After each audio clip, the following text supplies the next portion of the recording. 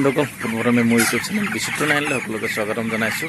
মই আছোঁ এখন 28 দিনৰ 28 ডেজৰ ফাৰ্ম আৰু এই 28 ডেজত আমি কি মেনেজমেণ্ট কৰিব লাগিব। আমি প্ৰথমতে দানা পানী কেনেকৈ দিব লাগিব, ফলিয়া কেনেকৈ ৰেকিং কৰিব লাগিব, স্প্ৰে কেনেকৈ কৰিব লাগিব, আমি সবিশেষ দেখাবলৈ চেষ্টা কৰিম। আপোনালোকে ভিডিঅ'টো চাই থাকক আৰু আমি গোটেইখিনি আজি টিম ৱাইজত আহিছোঁ, আমি দেখাম কেনেকৈ কি কৰিব লাগে। আপোনালোকে ভিডিঅ'টো চাই থাকক।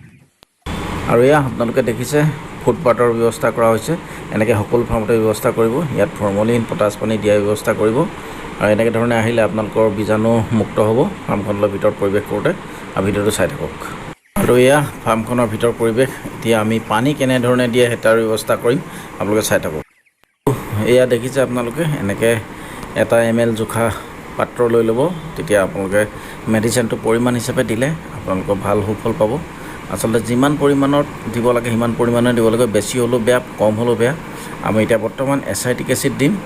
আমি 100 লিটাৰ পানীত 20 ml, এইটো চাওক আপোনালোকে 100 লিটাৰ পানীত 20 ml আমি প্ৰথমতে জুখি লৈছোঁ আৰু দিয়াৰ ব্যৱস্থা কৰিছোঁ। ইয়াত এয়া সুন্দৰকৈ আপোনালোকে পানীত এচাইটিক এচিড 20 ml দি ল'ব আৰু এচাইটিক এচিড দিয়াৰ 15 মিনিটমান আপুনি ৰ'ব।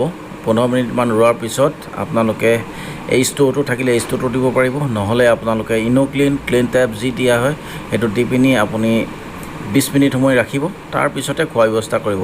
আপোনালোকে ক্লিন হ'লে এটা টেবলেট 400 লিটাৰ পানী হিচাপত আৰু এই ষ্ট'ৰটো দিলে মতে আপুনি 20 ml 100 লিটাৰ পানীত এনেধৰণে দিব। আৰু এয়া পানীখিনি যেতিয়া ছানিটাইজাৰ কৰিবলৈ 20 মিনিট সময় ৰ'ব লাগে। সেই 20 মিনিট সময়টোত আপোনালোকে কি কৰিব, পানী বাচনখিনি চফা কৰিব। পানী বাচনখিনি ইয়াত দেখিছে কি সুন্দৰকৈ চফা কৰি আছে। ইয়াত আপোনালোকে ব্লিচিং পাউডাৰ দি চফা কৰিব, কিয়নো ব্লিচিং পাউডাৰ দি চফা কৰিলে তাত থকা যি বিজল ভাৱবোৰ আৰু তাত থকা কিবা যদি বেক্টেৰিয়া কিবাকিবি থাকে সেইখিনি চব ক্লিন হৈ যাব। এনেধৰণে আপোনালোকে পানী বাচনবোৰ চফা কৰাৰ ব্যৱস্থা কৰিব। আৰু পানী বাচনবোৰ চফা কৰাৰ পিছতে এটা ভাল পাত্ৰত যিখিনি পানী থাকে সেই ভাল চফা পানীখিনিত আপুনি ডিংক আৰু ঠিক তেনেধৰণে ধুইছে দেখিছেনে। ধোৱাৰ পিছতহে আপোনালোকে পানী খোৱাৰ ব্যৱস্থা কৰিব, কিয়নো পানীটো বহুত জৰুৰী বস্তু। যিমান আপুনি চাফা পানী খুৱাব সিমান আপোনালোকৰ ফাৰ্মখনত বেমাৰ আজাৰৰ পৰা কাৰণে আপুনি বাচি থাকিব, আৰু যিমান আপুনি লেতেৰা পানী খুৱাব সিমান আপোনাৰ ফাৰ্মখনত বেমাৰ হ'ব। ঠিক তেনেধৰণে আপোনালোকে সদায় ব্লিচিং পাউডাৰ দি চাফা কৰিব আৰু পানী বাচন ভালকৈ চাফা কৰিহে পানী খাবলৈ দিব।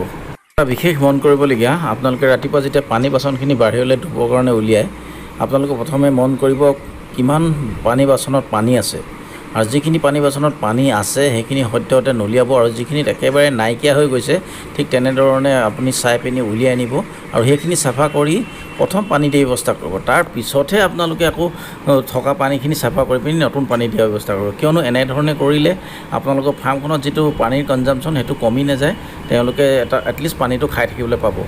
আৰু ঠিক তেনেধৰণে আমি উলিয়াইছোঁ, আপোনাৰ দেখা পাইছে আপোনালোকে ভিডিঅ'টোত।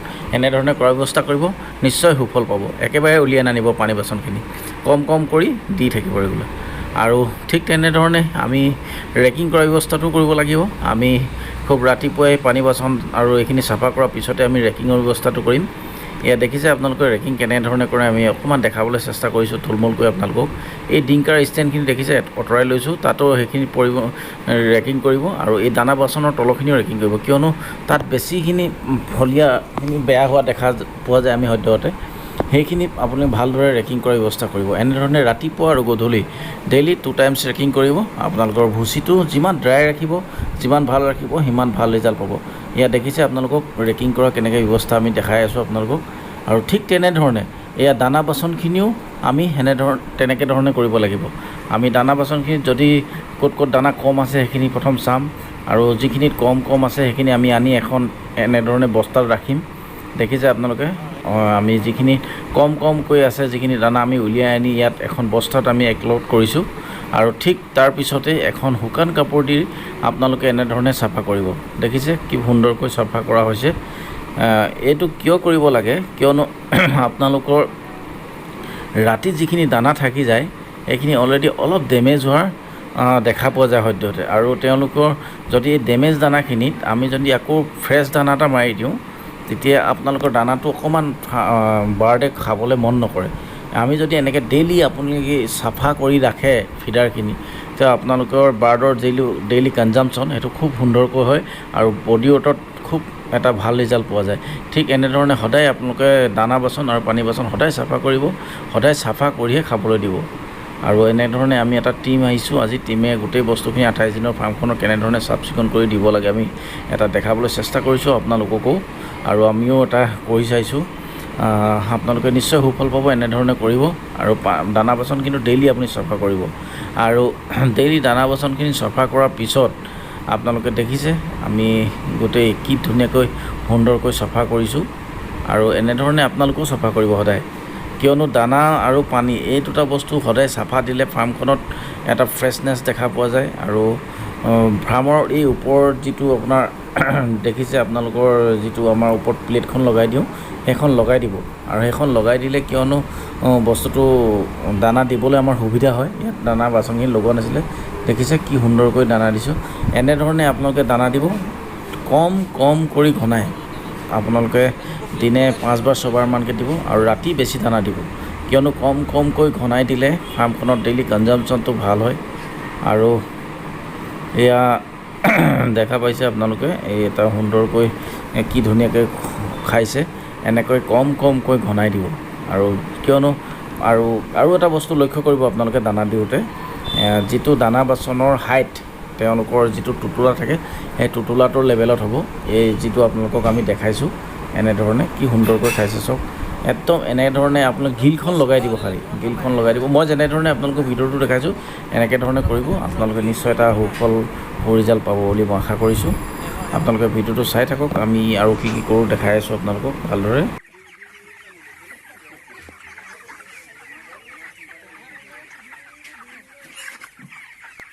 আৰু এয়া আপোনালোকে দেখা পালে সকলো ফিডাৰতে এতিয়া দানা দিয়া হৈ গ'ল। দানা কমকৈ ঘনাই দিব, একবাৰত আপুনি 400 গ্ৰাম 500 গ্ৰাম মানে দানা দিব, তাতকৈ বেছি নিদিব।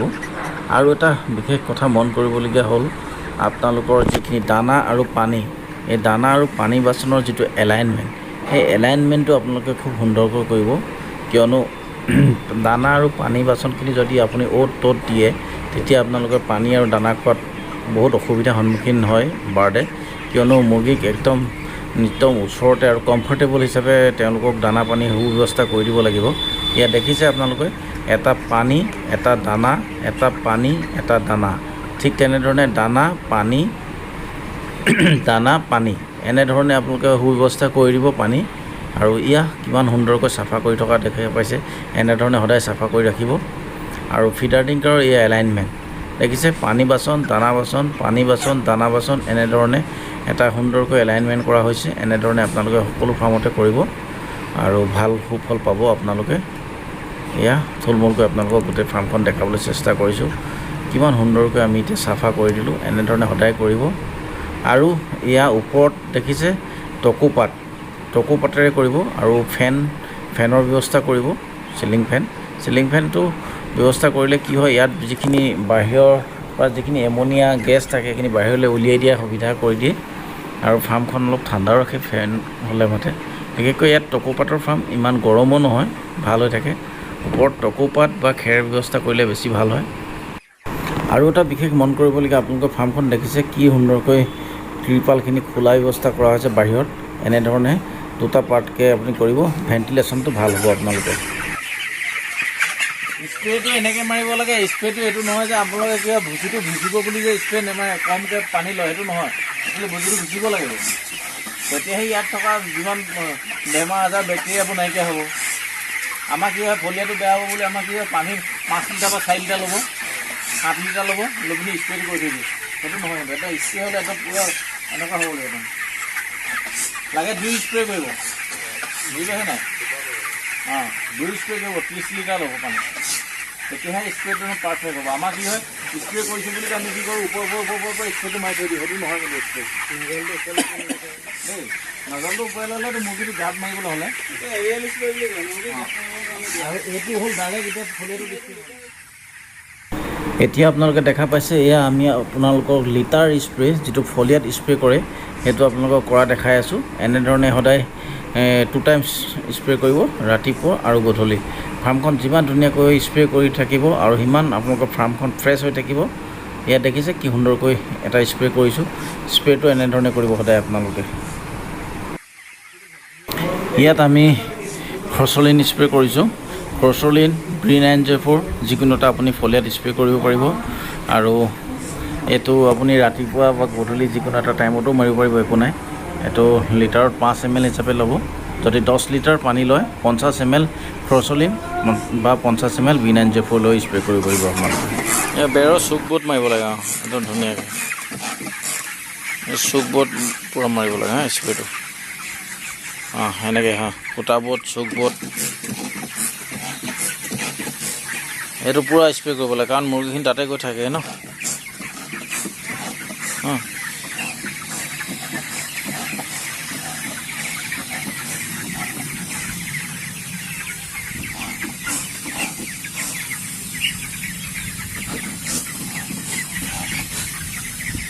ঠিক আছে বন্ধুসকল, তেতিয়াহ'লে আমি আজি ভিডিঅ'টো ইমানেই আছিল, আৰু এনেকৈ সৰু সৰু ভিডিঅ' আমি দিবলৈ চেষ্টা কৰি থাকিম। আপোনালোকে মোৰ চেনেলটোত যদি নতুনকৈ আহিছে প্লিজ ছাবস্ক্ৰাইব কৰি থ'ব, আৰু আমি সৰু সৰু টিপছ দিবলৈ চেষ্টা কৰিম। Thank you, bye by.